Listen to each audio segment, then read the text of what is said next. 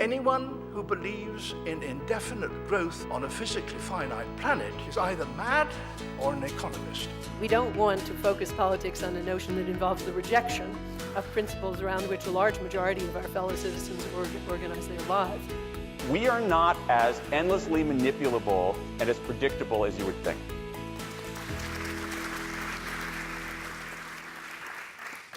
I would like to begin by saying how delighted I was to be invited by the RSA to give the inaugural RSA Tyndale lecture in memory of the late Patricia Tyndale, and to be able to thank her family for their generosity in founding the lecture series. Throughout her career, Pat Tyndale wrestled with the challenge of improving the quality of design in the public realm, and by doing so, she of course had a positive influence on the lives of millions of people. Many of the values she championed in architecture are the ones I cherish in that field and in other areas of design, and that's one reason why I'm so happy to play a small part in celebrating her achievements now. But another more personal reason is, of course, that Pat Tyndale was a woman, making her one of the very few influential British architects of the late 20th century.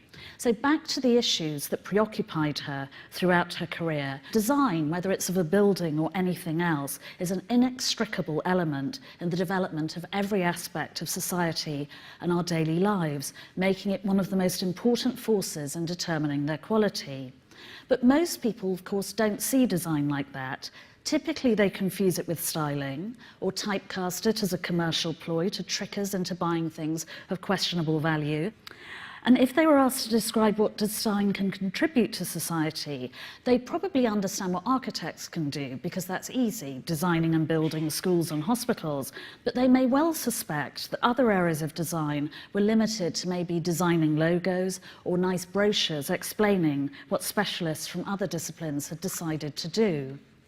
And the problem with this is that by restricting design to such narrowly defined roles, it risks depriving us of one of the most powerful tools at our disposal to create a fairer, more productive society. But the confusion about design is wholly understandable. It's a complex, often elusive phenomenon that's changed dramatically over time by adopting different guises, meanings and objectives in different contexts. But its elemental role has remained exactly the same.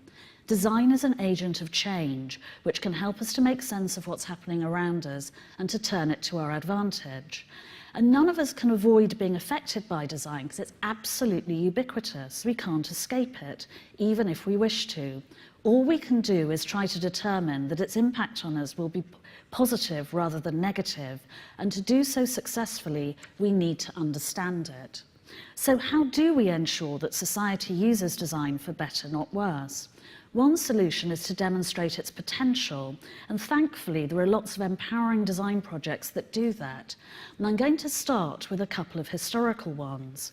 The first is John Hawkesworth's 1823 engraving of the Vigilante. This was a French slave ship that was captured by the British Navy off the coast of Africa. This drawing helped the anti-slavery campaign to expose the horrific conditions in which African slaves were being transported to North America. Simply by drawing this in the dispassionate style of an architectural drawing, Hawkesworth brilliantly demonstrated the brutality of the slave trade. And equally effective were these. This is one of Booth's poverty maps of London, which were compiled in the late 1800s by Charles Booth, a wealthy Liverpudlian shipping magnate and an anti-poverty campaigner. At the time, the squalor of London's slums was a national scandal, and Booth's fellow anti-poverty campaigners were claiming that 1 in 4 Londoners were living in intolerable conditions. He suspected that this was an exaggeration and decided to ascertain the facts. So he assembled a team of volunteers to visit every street in London to assess the income and social class of its residents. And after analysing the data, the team determined the socio-economic status of each street. They then assigned different colours to signify the status of the street. A black street, and you can see a couple of them there, was occupied by what was called the lowest class, vicious and semi-criminal, whereas the people on dark blue streets, and again, there are lots there, were just plain very poor. And the luckiest Londoners lived on yellow streets, like Booth himself, because he lived in plush, leafy Kensington. The project proved that the scale of poverty in London had been underestimated, not overestimated, and as a result, the government stepped up its efforts to clear the slums and to replace them with decent housing. Now, the most important component of Booth's work was the rigour of the research. Had it not been absolutely accurate, the project would have had no impact at all. But this design decision to colour code each street ensured that the information relayed by the maps was readily understood by a far wider audience than the few people who'd have ploughed through an academic tome on the subject. So one final historical example, and it's this. It's from the early 1900s. This is an exhibition in Vienna with materials supplied by the Isotype Institute, which was founded by the Austrian political scientist Otto Neurath as an information design project to explain complex social, economic, political and scientific issues to the many, many people who still had difficulty reading and writing. Neurath was convinced that pictures could explain even the most complex ideas more effectively than words, and he assembled a team of researchers and analysts, including his future wife, the mathematician Marie Reidemeister, to identify which symbols were needed to produce a comprehensive visual language and how to combine them. He then commissioned artists, including Gerd Arndts, to draw them. So, for example, a lawyer was represented by the scales of justice, a farmer by a scythe, and a striking worker by a clenched fist. And the symbols were used to describe all sorts of phenomena at the time: urbanization, economic development, the demographic differences between different countries, and in the 1930s, their relative readiness for war. Now, you can see echoes of the work of Isotype, Charles Booth and John Hawkesworth in many social design projects today. And I'll begin with the most conventional one that Pat Tyndale would have recognized, because it's the design of a school, except that this particular school was so imaginatively designed that it's become much more than a space for learning. It's the Bridge School in Zaxi in China. And Zaxi is a tiny, isolated, 450-year-old village in the Fujian region of southeastern China. Some 700 people live there, mostly on low incomes. And as a result, like much of rural China, Zaxi, here it is, has fared very badly during the economic boom because its younger residents left the village to move to towns and cities in the hope of being employed by the factories there. So it was left with dilapidated and derelict buildings. And for centuries, for 450 years of this village's history, predictably, the villagers on one side of the river have absolutely loathed the villagers on the other.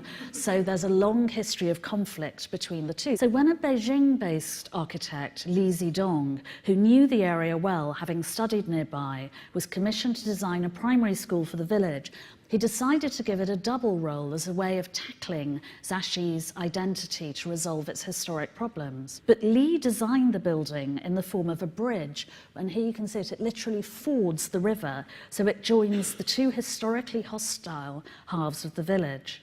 So not only has the Bridge School given a dying village a sorely needed resource, by symbolically joining the two sides of the river, it's healed historic wounds and given the villagers confidence in the future.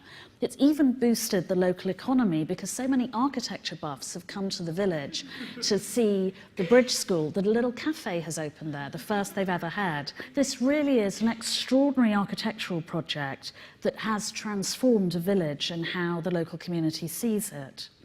So now I'm going to look at a public sector initiative to improve the quality of life in a different place by applying design in a very different way.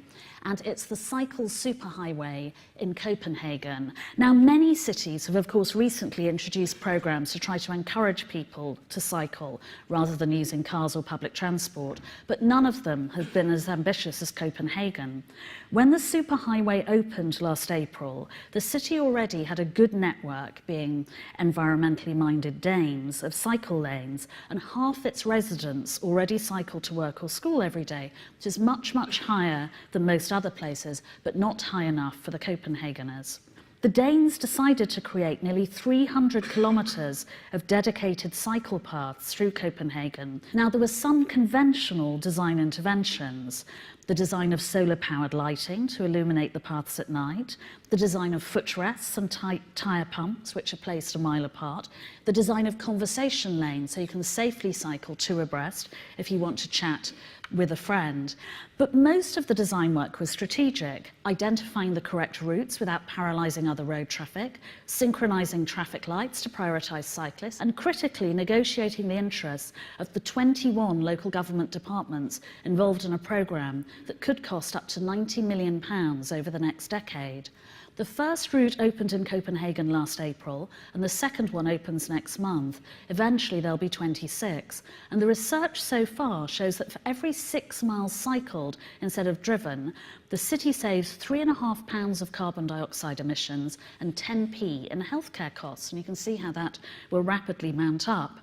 So I'm now going to move on to two very different examples of designing for society, which were initiated not by the public sector, like the superhighway and the bridge school, but by entrepreneurial social designers who conceived, planned and executed them, and even fundraised so they could deliver the projects on their own terms. And the first is a strategic intervention in education, and it's Studio H, which is an experimental design course run by two humanitarian designers, Emily Pillerton and Matthew Miller, in a high school in Windsor, Bertie County, one of the poorest rural regions of the United States. It's a deeply problematic area with a history of racial tension and freak weather, where 1 in 3 children live in poverty and the few available jobs are lowly skilled in agriculture and biotechnology.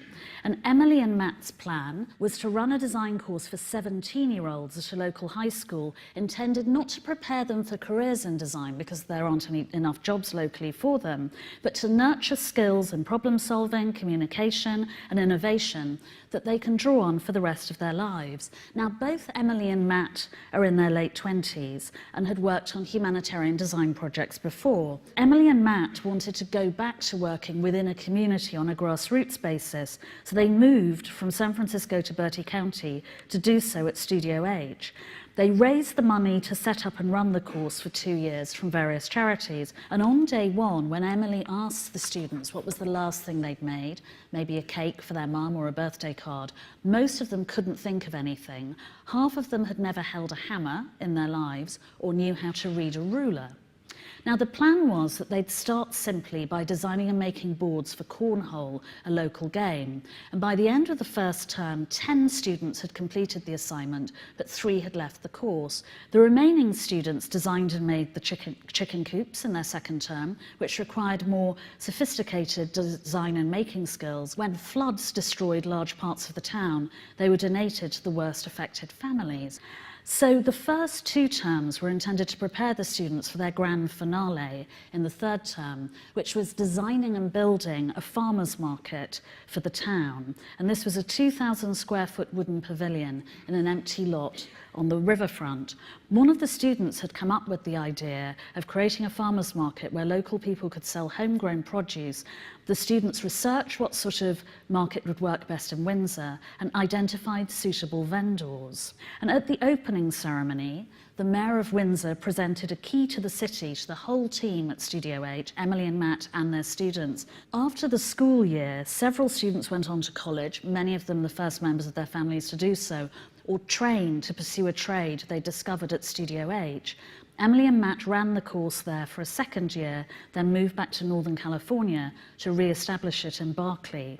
And they continued to receive letters and emails from their students in Bertie, affirming that their experience of Studio H transformed their own expectations of their lives and also their relationship to the local community.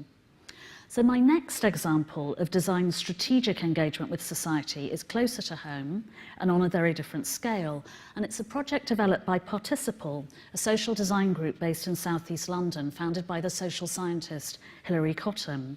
Now, Hilary discovered design while she was working for the World Bank in Africa as a development economist working on water projects. She realized that one of the most important factors in determining whether the project succeeded or failed was the quality of their design. So she decided to find out more about it.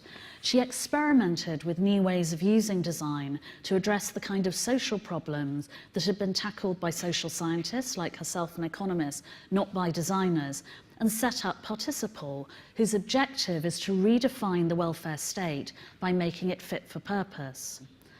Southwark Council commissioned Participle to design a better support service for elderly people in the borough that critically could cost no more than the existing one.